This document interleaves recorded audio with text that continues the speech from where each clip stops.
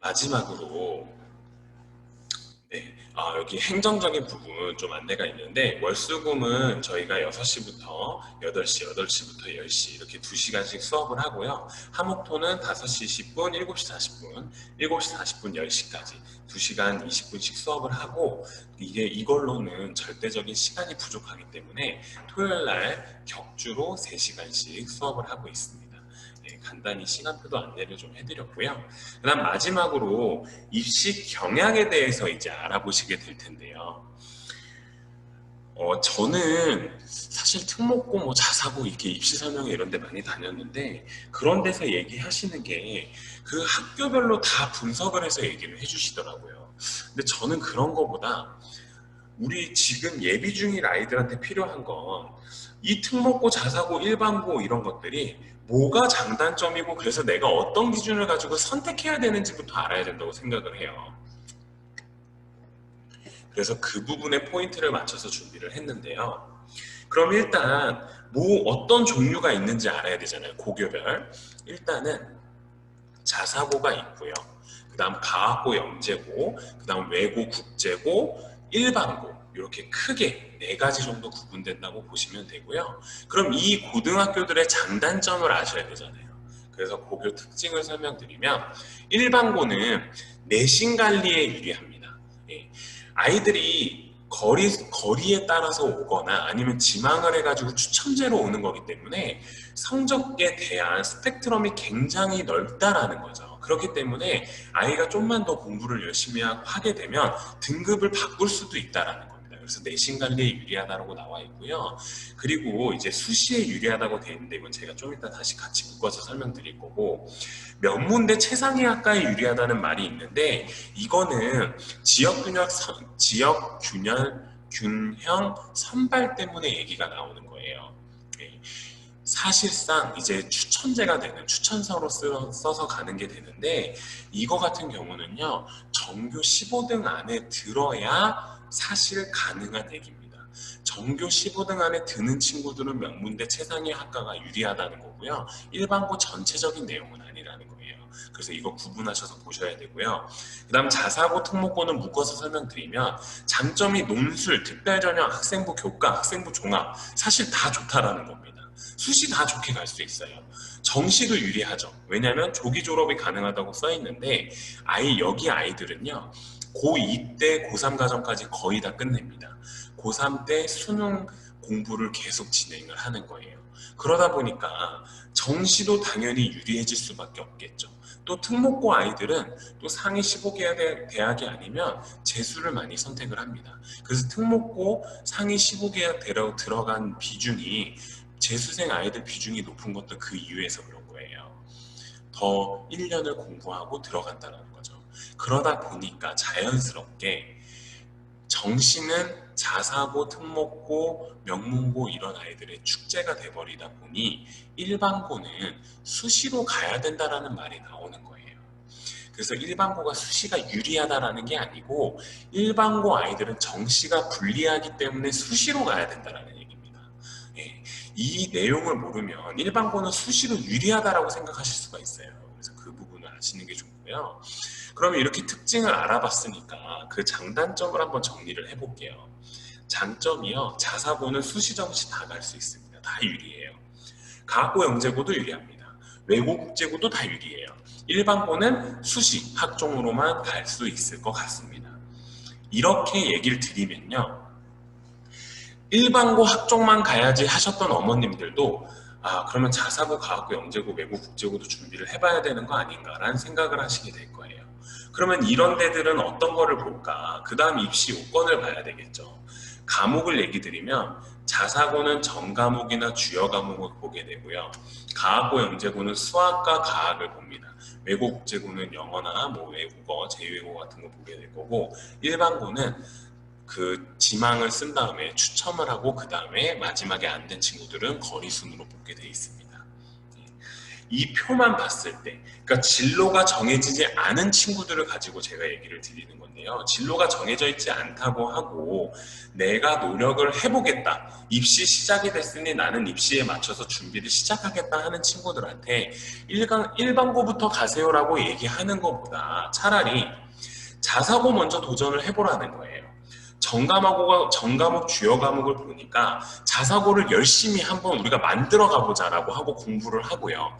그렇게 공부를 진행했는데 이과 성향과 문과 성향이 나오게 돼서 내가 어떤 영역을 더 잘하는 게 생기고 못하는 게 생긴다 하면 그거에 맞춰서 가고나 외고 선택해서 두 번째로 또 도전을 해볼 수 있는 거잖아요. 그렇게 또 도전을 해보는 겁니다. 이렇게 도전을 했는데도 비교해보니 내가 그만큼 잘하지는 않는 것 같구나 했을 때 일반고를 선택을 해도요. 처음 일반고였던 친구와 자사고 했다가 가고 외고 했다가 일반고로 온 친구들하고 다를 바가 없다라는 거죠. 근데 다르게 되는 게 뭐냐면요. 이 아이는 처음부터 자사고를 생각해보면서 공부를 열심히 했고 동기부여도 됐고 목적도 뚜렷하게 잡았었기 때문에 이 자사고의 입시대한 부분들을 공부도 해봤을 거고요. 자사고 가는 아이들이 어느 정도 수준인지 그 수준도 체감을 해봤을 겁니다. 그리고 꾸준하게 자기 점수를 높게 받기 위해서 노력도 해왔을 거예요. 그냥 자유학년제라 그래서 놀다가 일반고 온 친구, 학종이니까 일반고는 학종, 수시로 무조건 요즘은 수시가 대세니까 일반고 택한 친구랑 자사고 했다가 가학고 했다가 일반고 온 친구랑은요. 시작부터가 다르다는 거죠. 자사고부터 시작했던 친구는 아마도 상위권에 올라가 있을 겁니다. 일반고에 가게 되더라도.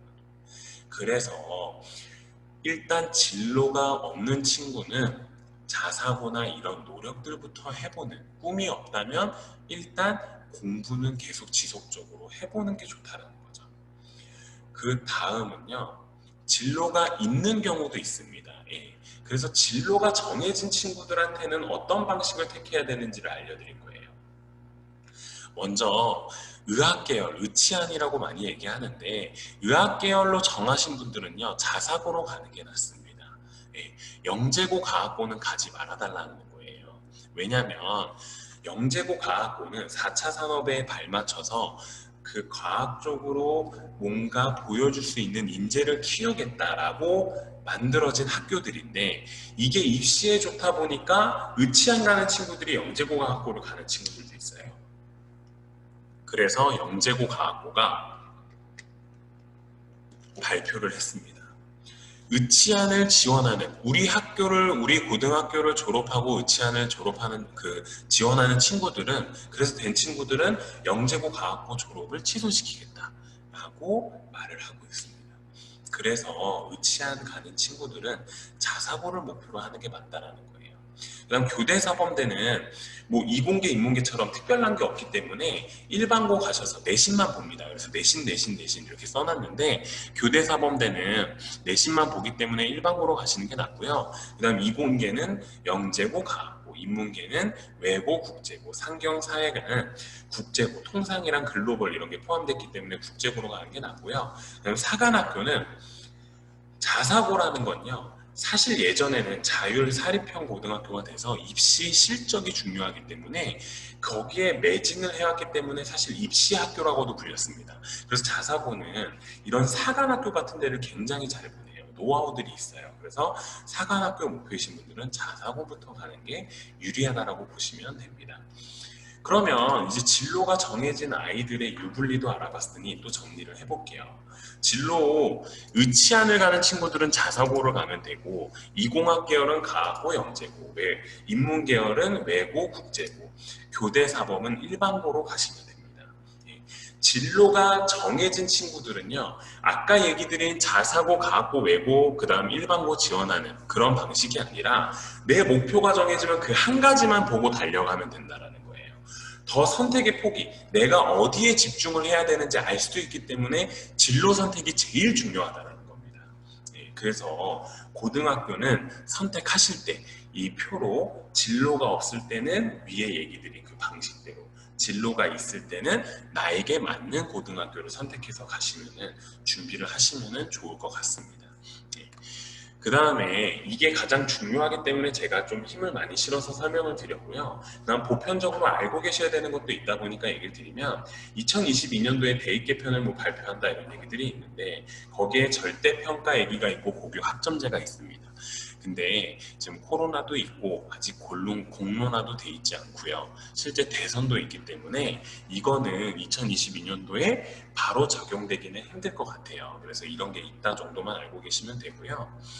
그 다음 고교 선발 시기, 지금 자사고 외고 국제고가 후기로 이동이 됐습니다. 그러면서 이 학교들이 소송도 걸고 그랬었는데 이게 왜 그러냐면 이렇게 됐을 때 차이점이 뭐냐, 그럼 발생되는 게 뭐냐라고 보시면 이과 애들한테만 유리하다라는 거예요. 이과 애들은 영재고 지원했다가 과학고 지원했다가 자사고 지원했다가 일반고로 갈 수가 있습니다. 근데 인문계 아이들은요, 정기에서 지원할 수 있는 게 없어요. 그냥 후기에서만 지원하고 끝나는 겁니다. 그래서 선택의 폭이 좀 인문계열은 좁아졌다, 이렇게 보시면 될 것 같고요. 자, 마지막으로 제가 이제 좀 필요하다 싶은 내용을 정리해 봤는데요. 제가 중학교는 입시가 시작된다라고 얘기를 드렸습니다. 새로운 시작을 하게 되는데 여기에서 이제 필요한 것들, 준비해야 되는 것들을 좀 적어봤는데요. 첫 번째는 진로를 확정해 보는 게 제일 중요합니다. 진로는요, 진로가 정해져야지 사실 아이들이 어떤 목표를 가지고 더 로드맵을, 전략을 더 잘 짤 수가 있어요.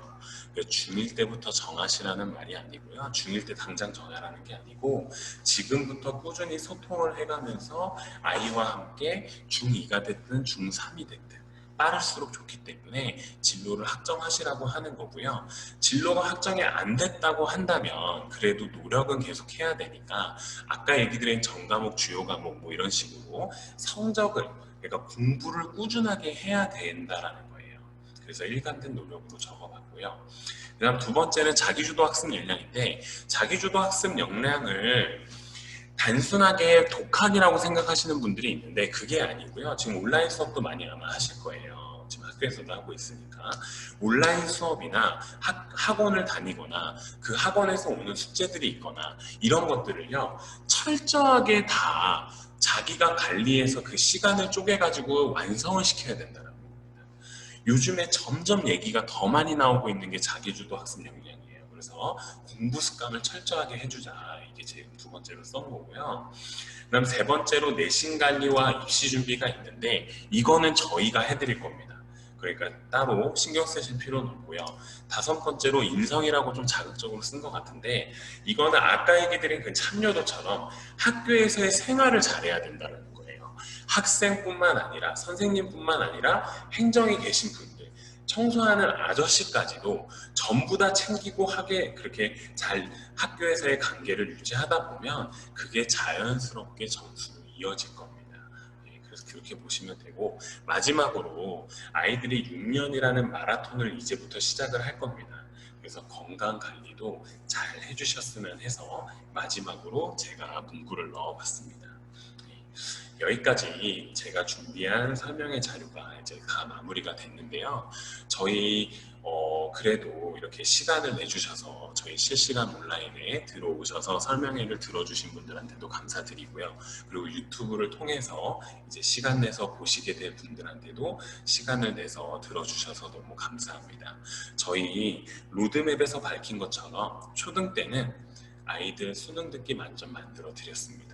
그리고 로드맵에 얘기한 것처럼 중등 때는 지필 만점 만들어 드릴 거고요. 내신도 만점 만들어 드릴 겁니다. 그래서 나중에 영어만큼은 서울대든 하버드든 어디든 지원할 수 있게끔 저희가 완벽하게 책임지고 만들어 드릴 거니까요. 믿고 맡겨주시면 최선을 다해서 저희가 만점을 다 받을 수 있게 해드리도록 하겠습니다. 지금까지 저희 설명회 들어주셔서 감사하고요. 다음에 혹시 학원에 오시게 된다면 같이 또 인사드리고, 지금은 비대면으로 했지만 다음에 대면으로 만나는 그날을 기다려 보겠습니다. 지금까지 들어주셔서 감사합니다.